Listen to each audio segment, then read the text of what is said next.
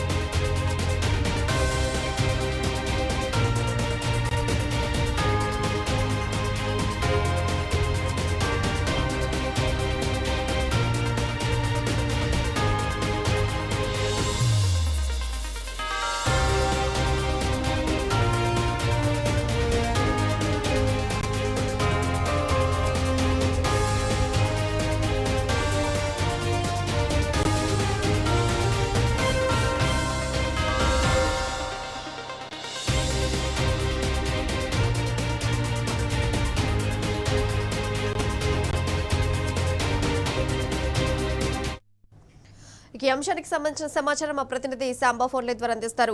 అయితే సాంబా, చెప్పండి, మావోయిస్ట్ అగ్రనేత మల్లోజు ఆయుధాలతో పాటు లొంగిపోయినట్టుగా తెలుస్తుంది. దీనికి సంబంధించి పూర్తి డీటెయిల్స్ ఏంటి?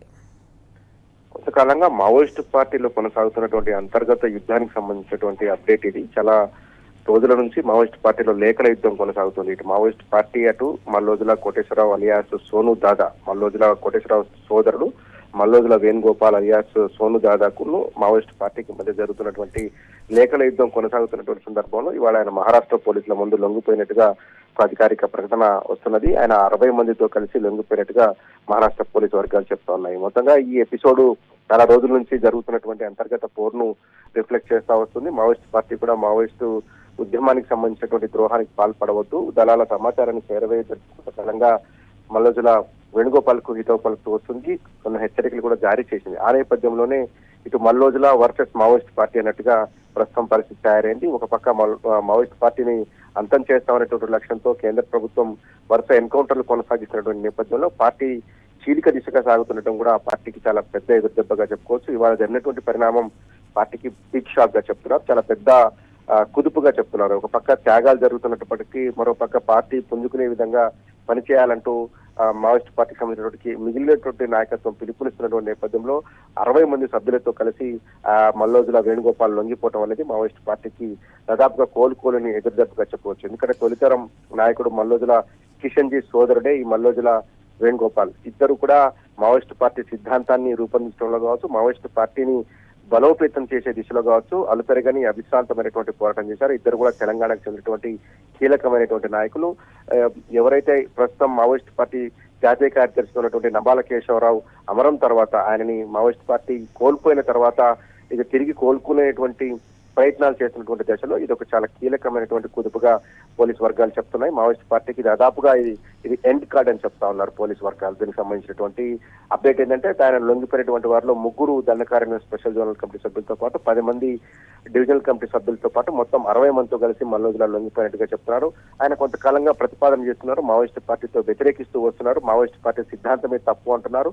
ఆయుధాన్ని వదిలేద్దాం, శాంతి చర్చలకు వెళదాం, ఆయుధాన్ని వదిలేసి అనవసర త్యాగాలకు ఫుల్ స్టాప్ పెడదామంటూ ఆయన రాస్తున్నటువంటి లేఖలు మావోయిస్టు పార్టీలో సంచలనంగా మారుతూ పాటు దేశవ్యాప్తంగా మావోయిస్టు ఉద్యమం పట్లనే ఒక రకమైనటువంటి చర్చకు కారణమైనని చెప్పి తెలుస్తా ఉన్నది. ఈ నేపథ్యంలోనే మావోయిస్టు పార్టీ కూడా ఆయనకు మొదట హితవు పలికింది. పోలీసుల అదుపులో ఉన్నాడని చెప్తూ వస్తున్నారు. గత 6-7 నెలల కాలంగా మల్లోజుల వేణుగోపాల్ కు పార్టీకి సంబంధాలు తెగిపోయినాయని, ఆయన పూర్తిగా మహారాష్ట్ర పోలీసుల అదుపులోనే ఉన్నారు. అక్కడ వాళ్లకు సమాచారం చేరవేస్తున్నారు. అక్కడ నుంచి వచ్చినటువంటి ఇన్పుట్స్ మేరకే ఛత్తీస్గఢ్ లో ఎన్కౌంటర్లు జరుగుతున్నాయంటూ కూడా మావోయిస్ట్ పార్టీ ఖండిస్తూ వస్తుంది. ఉద్యమ ద్రోహానికి పాల్పడవద్దు, ఆయుధాలు మావోయిస్ట్ పార్టీకి అప్పజెప్పి ఆ తర్వాత ఆయన వ్యక్తిగత నిర్ణయం ప్రకారం లొంగిపోయినా ఇతరమైనటువంటి నిర్ణయాలు తీసుకున్న తమకు అభ్యంతరం లేదంటూ కూడా మావోయిస్ట్ పార్టీ ఒక కౌంటర్ లేఖ రిలీజ్ చేసింది.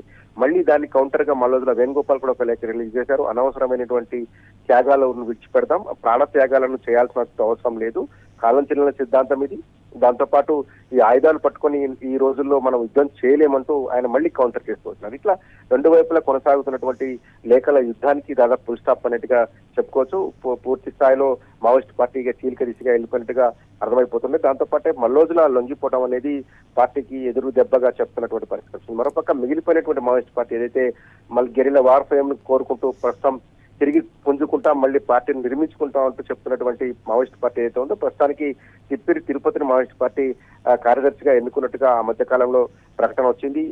దాని మీద చర్చ జరుగుతా ఉంది. ఈ నేపథ్యంలో ఆయన ఎట్లాంటి నిర్ణయం తీసుకుంటారనేది కూడా పెద్ద ఒక సంచలనమైనటువంటి విషయం. ఎందుకంటే మావోయిస్ట్ పార్టీ మొదటి నుంచి చెప్తూ వస్తుంది, ఆయుధాలు అప్పగించకపోతే మల్లోజుల వేణుగోపాల్ అలియాస్ సోనుదాద విషయంలో తామే ఒక నిర్ణయం తీసుకోవాల్సి వస్తుంది, ఆయన పట్ల చాలా కఠినమైన వైఖరి అవలంబిస్తాం, అవసరమైతే మట్టుబెడతాం అనేటువంటి ధోరణిలో మావోయిస్ట్ పార్టీ ప్రకటించింది. ఈ నేపథ్యంలో ఈ సంఘర్షణ కొనసాగుతున్న నేపథ్యంలోనే ఆయన లొంగిపోవడం, దాని తర్వాత ఆయనతో పాటు 60 మంది లొంగిపోవడం గట్టి చూస్తే కనుక మావోయిస్ట్ పార్టీ పూర్తి స్థాయిలో ఇంకా ఉండదేమో అనేటువంటి ఏదైతే కేంద్రం చేస్తున్న ప్రకటన ఉందో దానికి బలం చేకూరినట్లవుతుంది.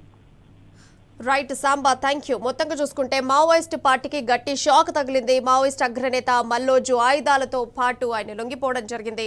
ఆయనతో పాటు 60 మంది మావోయిస్టులతో ఆయన లొంగిపోయారు. ఇక మహారాష్ట్ర గచ్చిరోలి పోలీసుల ముందు వాళ్ళంతా లొంగిపోవడం జరిగింది.